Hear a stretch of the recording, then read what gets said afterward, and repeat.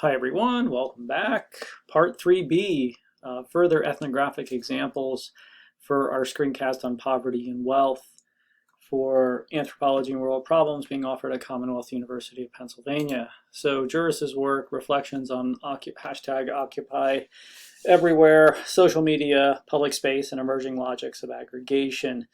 And what Juris does in this piece is look at how the Occupy Wall Street and the Occupy movement more generally utilize social media in order to be able to organize and be adaptive in relation to the changing conditions on the ground. And so what Juris notes is that there could be issues with occupation over long periods of time, just setting up this infrastructure, temporary infrastructure for individuals and allow them to occupy this space. And of course, this discussion about the Occupy movement was about taking back public space, taking back spaces that were deemed to be public, thinking about things like appropriate use in the public sector. And so one of the examples that we'll talk about in this class is the 1960s and 1970s essential occupation of what is today Delaware Water Gap National Recreation Area by individuals that essentially refused to leave after their leases were up, and then more individuals came into these communities and basically refused the government's requests and demands for them to leave until they were forcibly removed from the area.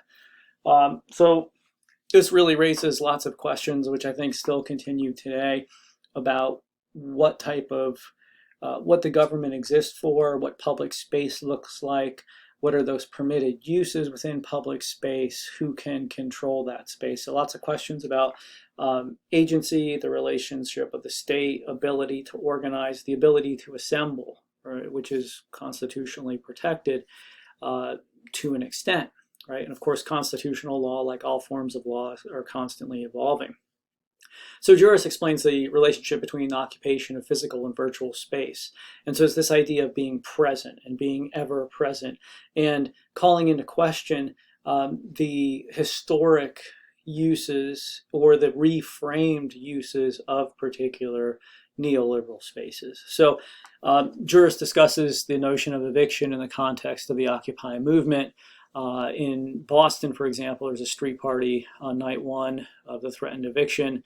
So, essentially, you're going to be evicted tonight, and then, okay, now there's a giant street party, and then that all subsides down, and the eviction occurs with many less individuals there, 46 campers at 5 a.m. And again, the parallel with Delaware Water Gap National Recreation Area was when the Army had initially moved in, so too did a number of news media outlets to report on what was going on. And so even though there weren't social media and that immediate presence, the reports still distilled out. So the Occupy movement was decentered ideologically as well as spatially, and it arose from a number of different movements that consolidated around the idea of income inequality as well as wealth inequality within the United States. And so this idea of decentralization in social movements is always one of these factors in terms of what does the movement actually mean. And I think we see this whether you're looking at conservative social movements, liberal social movements, and of course those definitions will change over time historically in terms of what that looks like in a particular cultural context. But it is of course with a number of different competing interests and competing ideological outlooks, difficult to have any set of uniform demands in terms of what the Occupy movement would look like. And of course, I think that we see this in a lot of social movements dealing with complex intersectionalities between diverse interests in social ecological justice. So Bill Maurer in his Occupy Economic Anthropology, what I'm reading now, looks at the Occupy movement in the context of economic anthropology, and notes that financiers are often in their silos, but so too are academics. And what Maurer does here in this very brief article is look at what is public and enclosed common spaces, right? This privately held Zuccotti Park, as he provides an example of in New York City. And what he calls on is a need to historically situate the Occupy movement in the context of other social movements. And I alluded to some of this with a discussion of things like Tox Island, but I think we can see this with a number of other movements, including some of the spin-offs of this and predecessors to it, including different left-leaning or liberal-leaning social movements overall. The economy, again, is the economy any one thing? But what this is about, if we look at the historical definitions of the economies, it has to do with household management, so putting one's house in order. And ultimately, for Maurer, the idea of participating in the Occupy movement and bearing witness to that is about simply being there, and how one's presence there, or a group of individuals being present in a given area where they, supposedly are not supposed to be, calls into question existing spatial relations overall in a given area. So in the now 5 screencasts for poverty and wealth, including parts 2A, or 2 and 2B, and 3 and 3B, some of the big questions that we opened up with, we can come back and look at now. So how might we define poverty? And in relation, how might we define wealth? Should there be limits to poverty? Again, international figures like the international poverty line at $1.90 per day, but also 2 other absolute poverty lines. Is it more measured in terms of societal poverty, a relational metric, which has seen much less response in terms of downward trend than things like the international poverty line? And think about the implications of social, cultural disruptions and economic disruptions, such as the responses to an immediate fallout from the COVID-19 pandemic.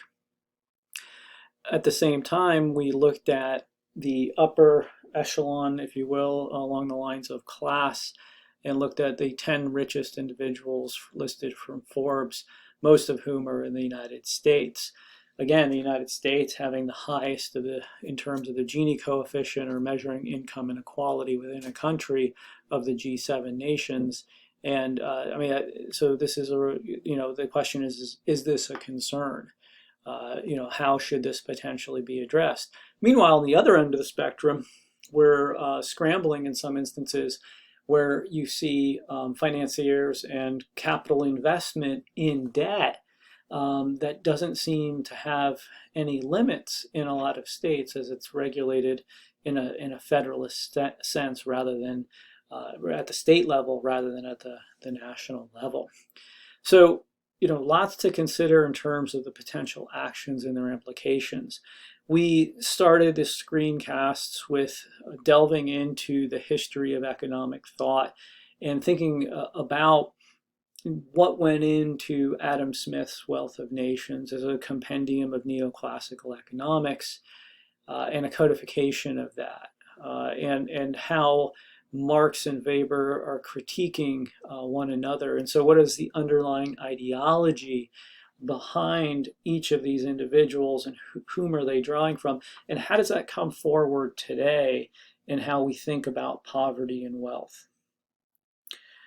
We shifted in Screencast Part 2 and 2B, looking at different international measures and national measures of wealth and poverty, looking at the United Nations Human Development Index, as well as a number of World Bank reports, and information from Pew as well, looking at income inequality, the impacts of COVID-19 on reduction of the international poverty line of $1.90 a day, and how that disrupted a lot of the progress that had been made over the last 7 or 8 years. The continuance of wealth aggregation in the face of the the economic downturn in 2009, and how we see that the recovery, as it's defined in a larger sense, misses the nuances of what that recovery looks like in terms of wealth aggregation. So essentially, the richest 7% acquiring more net worth, and the lower 93% losing their overall net worth and that is at the time of a supposed recovery by 2011. We delved a little bit deeper into some of the ethnographic examples, considering neoliberalism, its broad ideological outlook, and its implications in terms of how disasters and crises are responded to. We looked at the idea of instruments of debt, national and household servicing of that debt, and its implications for long-term economic viability and sustainability. We looked at some of the social movements that, particularly in the early to mid-2000s, responded to the wealth and income inequality within the United States overall. And I think we're still seeing a lot of these conversations today with the impact of COVID-19, debt in households, including things like student debt as well. Thank you.